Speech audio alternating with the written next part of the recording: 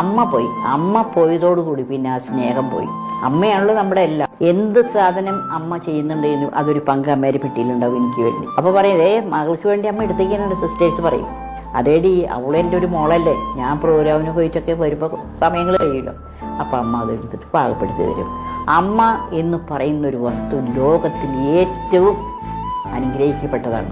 മാതാവിൻ്റെ കാലിൻ്റെ അടിയിലാണ് നമുക്കുള്ള അനുഗ്രഹം എന്നാണ് പറഞ്ഞിട്ട് ഞാൻ കേട്ടിട്ടുള്ളത്.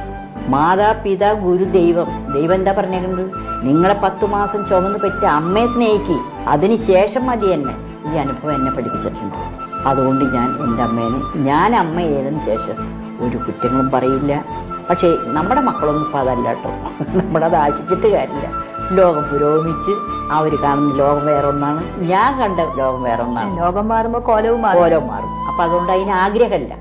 ഞാൻ എൻ്റെ അമ്മേനെ സ്നേഹിച്ചിരുന്നു. ഇന്നും രാത്രി കിടക്കാൻ നേരത്ത് എൻ്റെ അപ്പനോ എൻ്റെ അമ്മയ്ക്കോ എൻ്റെ ഭർത്താവിനോ എൻ്റെ വേണ്ടപ്പെട്ടവർക്കൊക്കെ പ്രാർത്ഥിച്ച് കഴിഞ്ഞതിന് ശേഷമേ ഞാൻ തലേണയിൽ